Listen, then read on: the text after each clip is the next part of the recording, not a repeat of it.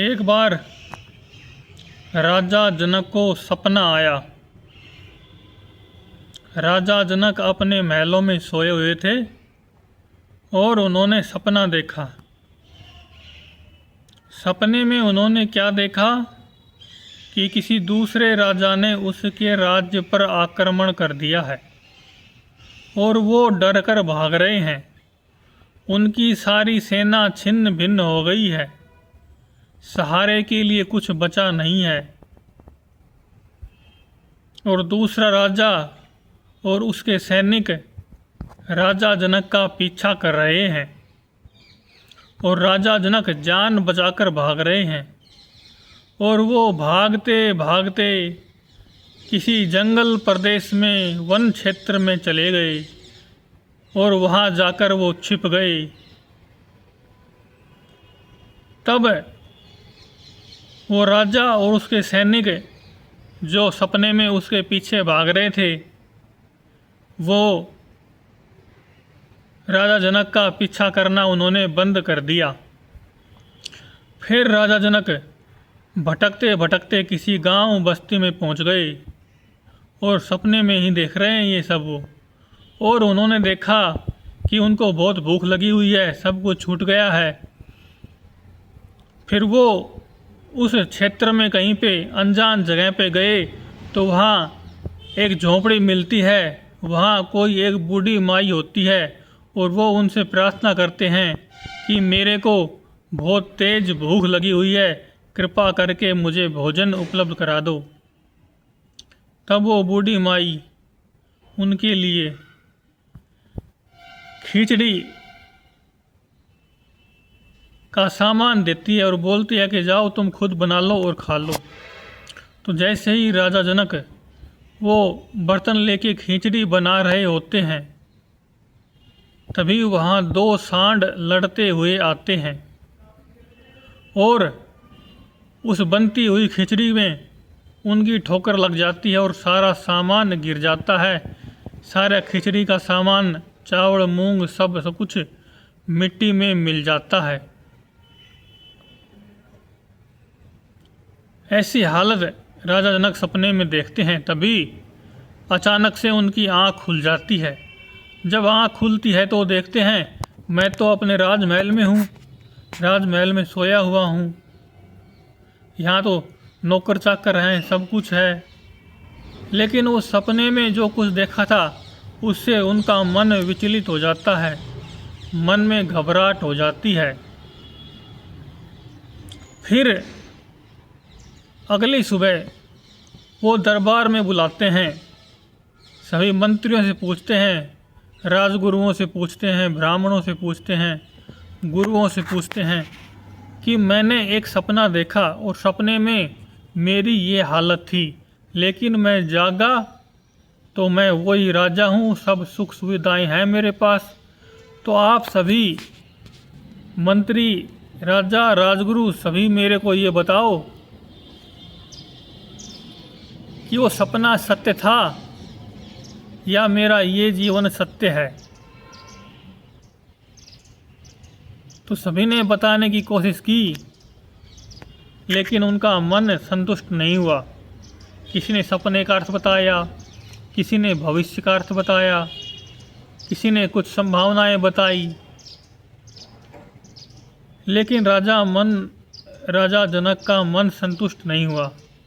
तब उन्होंने कहा या तो मेरे सपने का कोई उत्तर दो, और नहीं तो जो उत्तर देने आएगा, सपने के बारे में बताने आएगा, अगर मैं संतुष्ट नहीं हुआ तो मैं उसको बंदी बनाकर जेल में डाल दूंगा। और साथ में उन्होंने इनाम भी रख दिया कि कोई उत्तर देगा सही तो मैं उसको अपना राजगुरु स्वीकार करूंगा, अगर नहीं देगा तो मैं उसको बंदी बनाकर जेल खाने में डाल दूंगा। ऐसा विचार करके वहाँ कई पंडित जो अपने आप को बड़ा बड़ा पंडित मानते थे, ज्ञानी मानते थे, वे सब आए और उनका उत्तर देने की कोशिश की, लेकिन राजा जनक को समझ में नहीं आया, पसंद नहीं आया, तो उन सबको अंदर डालते गए। तो कहते हैं उस समय राजा जनक के दरबार में जो बड़े पंडितों में एक थे, वो अष्टावक्र के पिता थे, उनका नाम कुछ था, कौन से पंडित जी थे, वो भी उनका सवाल सुनकर उनका जवाब देने के लिए आए थे, लेकिन वो भी अंदर हो गए थे। तो एक दिन अष्टावक्र, उस समय उनकी उम्र, अष्टावक्र ऋषि की उम्र 10 साल के आसपास रही होगी, और वो बच्चों में खेल रहे थे। जब बच्चों ने ही खेल खेल में उनको बोल दिया कि तुम्हारे पिताजी तो राजा जनक के बंदी बने हुए हैं, तब अष्टावक्र को पता लगा। उन्होंने अपनी माँ से पूछा, तो उनकी माँ ने भी कहा हाँ ये बात ठीक है, राजा को एक सपना आया था और उसके बारे में पूछा, तो उस विषय में वो बंदी बने हुए हैं। तो अष्टावक्र ऋषि ने कहा मैं जाऊंगा और मैं राजा के प्रश्न का उत्तर दूंगा। तब उसकी माँ ने कहा तुम तो बच्चे हो, तुम कैसे दोगे? तब अष्टावक्र ऋषि ने कहा नहीं, मैं दूंगा, मैं उसके प्रश्न का समाधान कर दूंगा। फिर वो राजा जनक के दरबार में जाते हैं। पहली बात तो उनका बचपन, और जैसा कि उनका नाम था अष्टावक्र, अष्टावक्र का मतलब 8 जगह से टेढ़े, 8 जगह से जिनका शरीर टेढ़ा मेढ़ा था। ऐसे अष्टावक्र को देखकर सारी सभा उनको देखकर हंस पड़ी कि यहाँ बड़े बड़े पंडित आए हैं, तो ये बच्चा और 8 वक्र वाला शरीर, 8 जगह से मुड़ा हुआ विकृत शरीर, ये क्या प्रश्न का उत्तर देगा? उनकी हंसी को देखकर अष्टावक्र ऋषि को भी हंसी आ गई और वो भी जोर से खिलखिलाकर हंस पड़े। तो सारी सभा में सन्नाटा छा गया।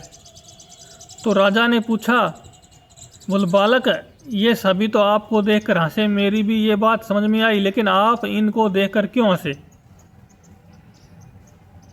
तब उस बालक अष्टावक्र ने कहा, राजन, आपने तो यहाँ चमड़े की पहचान करने वाले लोग इकट्ठे कर रखे हैं। मैंने सोचा ये आपकी राज्यसभा के पंडित हैं, ज्ञानी ध्यानी हैं, लेकिन यहाँ तो सब चमड़े की कीमत जानते हैं और इसके अलावा कुछ नहीं जानते। मेरा शरीर भले ही टेढ़ा मेढ़ा है, लेकिन क्या मेरी आत्मा टेढ़ी मेढ़ी है? क्या मेरी आत्मा, इनकी आत्मा, उनकी आत्मा, आपकी आत्मा क्या अलग अलग है? तब सबको लगा कि ये बच्चा नॉर्मल बच्चा नहीं है। फिर उन्होंने प्रश्न पूछा कि मैं आपका प्रश्न का उत्तर देने आया हूँ और मैं आपका प्रश्न का समाधान कर दूंगा, आप बताइए क्या प्रश्न है आपका? तब राजा जनक ने उनको बताया, मेरे को ऐसा सपना आया जिसमें मैं अपने आप को बहुत मजबूर और लाचार समझ रहा था, और लेकिन मैं अभी यहाँ बैठा हुआ राजा हूँ। तो आप ये बताइए कि उस सपने में जो मेरी हालत थी वो सत्य थी, या इस समय मैं राजा हूँ, राज दरबार में बैठा हूँ, इतने पंडित, ब्राह्मण, मंत्री, सेनापति सब मेरे सेवा में हाजिर हैं, ये सत्य है? तो अष्टावक्र ने कहा, न तो वो सत्य था न ये सत्य है, दोनों ही झूठ हैं, क्योंकि दोनों ही मन द्वारा संचालित हैं, दोनों ही मन का भ्रम है, और जो मन के पीछे जो सत्ता है, दृष्टा है, आत्मा है, वो ही सत्य है। अगर आप उस सत्य को जान लो तो आपको पता लग जाएगा कि ये दोनों ही झूठ हैं, इन दोनों का ही कोई स्थायी अस्तित्व नहीं है। तब उन्होंने कहा, राजा ने, कि मैंने ये प्रतिज्ञा की है कि कोई मेरे को रकाबे ब्रह्म ज्ञान करा दे। अगर मैं रकाब में पैर रखूं, घोड़े में, घोड़े के ऊपर जो रकाब होती है जिस पर पैर रख के घोड़े पे चढ़ा जाता है या उतरा जाता है, उसमें पैर रखूं, इतने में ही मेरे को ज्ञान हो जाए, अनुभूति हो जाए, उसी को मैं गुरु मानूंगा। फिर वो दोनों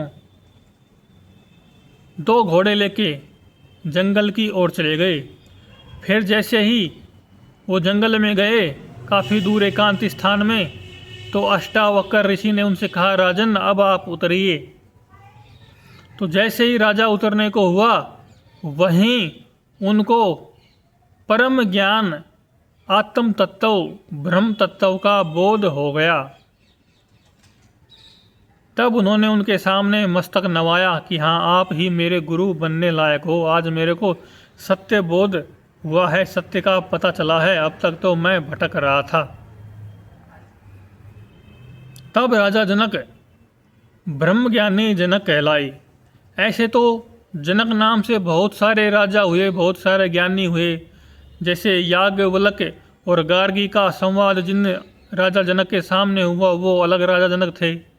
सीता जी के पिताजी थे वो दूसरे राजा जनक थे। सुखदेव मुनि जिस राजा जनक के पास गए वो दूसरे राजा जनक थे। और एक सुलभा नाम की युवा स्त्री थी जो युवावस्था में ब्रह्मज्ञानी हो गई थी, वो भी किसी राजा जनक के दरबार में गई थी, वो दूसरे राजा जनक थे। तो इस तरह राजा जनक नाम से बहुत सारे एक जनक राजाओं की पदवी हुई है, जिनके नाम तो अलग अलग थे लेकिन उनकी राजाओं की पदवी को राजा जनक कहा गया। इस तरह ये सारे ही राजा थे, ये राज ऋषि कहलाए। ये राजा रहते हुए ऋषि हो गए, राजकाज करते हुए ऋषि भाव में, ऋषि अनुभूति में उतर गए थे। इनको राज ऋषि कहा गया था। लेकिन इन सब का व्यक्तित्व अलग अलग था, इनकी अनुभूतियाँ भी अलग अलग थी। जो अष्टावक्र के सामने राजा जनक थे उनको उस समय ब्रह्म ज्ञान अष्टावक्र जी की कृपा से या माध्यम से हो गया था। ऐसे तो जन्म जन्मों के संस्कार होते हैं, हर किसी को ऐसे ही ज्ञान नहीं होता, किसी किसी को बिना गुरु के भी ज्ञान हो जाता है। कहते हैं एक साधु को भैंस का सींग देखते देखते ज्ञान हो गया। ऐसा भी कहते हैं एक जैन फकीर था, उन्होंने मंदिर के ऊपर कुछ पढ़ा और उस पढ़े हुए अक्षर को देखते ही उनके अंदर में एक भाव पैदा हुआ और उसी वजह से उनको पूर्ण ज्ञान की प्राप्ति हो गई। तो ये ज्ञान की प्राप्ति अपने प्रारब्ध, समय, कर्म, उन सब के मिलन की योग्यता के आधार पर होती है। बाकी सब कुछ माध्यम और घटनाएं इन सब का संयोग बनता है। बाकी होता वही है जब समय आता है और दिशा सही होती है। दिशा सही होती है, समय और घटना परिस्थिति का संयोग बनता है। कभी कोई आत्मज्ञानी महापुरुष आ जाए तो उसका भी संयोग बन सकता है, लेकिन कारण कुछ भी हो सकता है आत्मज्ञानी बनने के लिए, ब्रह्म ज्ञान होने के लिए। कई बार अकस्मात ऑटोमेटिक भी हो जाता है, कई बार किसी के संयोग से भी हो जाता है, कई बार कोई घटना घटने से भी हो जाता है। कारण कुछ भी हो सकता है।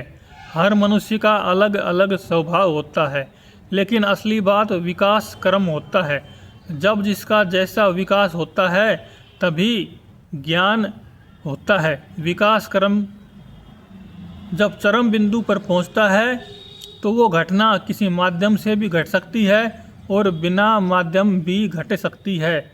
ऐसे ही हमारा ये पूरा जीवन ही एक सपने के तुल्य है, सपने जैसा ही है।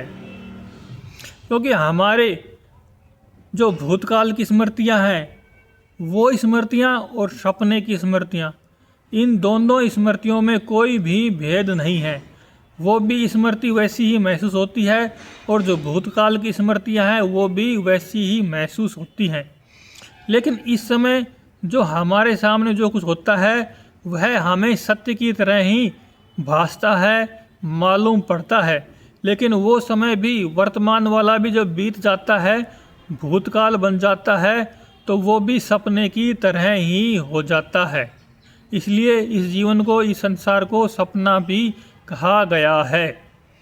सपने का अर्थ है जो उत्पन्न होता है, नष्ट होता है, जिसकी स्मृतियाँ बनती हैं और स्मृतियाँ खो जाती हैं, तो उस पूरी प्रक्रिया को सपना ही कहा जाता है। जो सपने से रहित अवस्था है, पूर्ण जागृत अवस्था है, वो वहाँ है जहाँ मन बिल्कुल भी नहीं रहता, विचार बिल्कुल भी नहीं रहते, सारे विचार खत्म हो जाते हैं। वो अवस्था ही शुद्ध जागृत अवस्था है आध्यात्मिक रूप से। जैसे बुद्ध को ज्ञान हो गया तो उनको एक किसान मिला, उसने पूछा कि तुम कौन हो? तो बुद्ध ने कहा मैं जागा हुआ हूँ। तो उस किसान ने कहा तो क्या मैं सो रहा हूँ?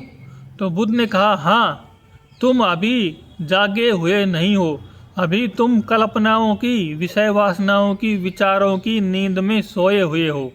जब विषय वासनाएं, कल्पनाएं, विचार टूट जाते हैं, गिर जाते हैं, तब वो अवस्था आती है जिसको संत पूर्ण जागृत अवस्था कहते हैं, जहाँ विचार विकार की रंच मात्र भी रेखा नहीं बचती है। उसी को चौथी अवस्था नहीं, पांचवी नहीं, छठी अवस्था कहते हैं। क्योंकि 3 अवस्थाएं होती हैं, जागृत, स्वप्न, सुषुप्ति। अभी हम जागे हुए हैं, ये भी विषय विकारों की अवस्था है। फिर हम नींद में सो जाते हैं, वहाँ होश नहीं होता है, कुछ पता नहीं होता है, तो वो भी अवस्था है। फिर हम सपने में होते हैं, तो सपने में एक नया संसार बन जाता है, वो भी हमारे मन की कल्पना ही होती है। चौथी तुरीयावस्था है। तुरिया में हमारे ध्यान की अवस्था महसूस होती है। तुरिया के बाद ब्रह्म अवस्था है, जहाँ ब्रह्म भाव महसूस होता है। और उस ब्रह्म के बाद में छठी अवस्था बोलते हैं, अवस्था तीत अवस्था, जिसको पार ब्रह्म भी कह सकते हैं, शून्य कहते हैं, अद्वैत कहते हैं। वो पूर्ण अवस्था है, वही संबोधि है, वही केवल ज्ञान है, वही केवल भक्ति है। वहाँ कोई द्वंद्व नहीं है, वही पूर्णता है।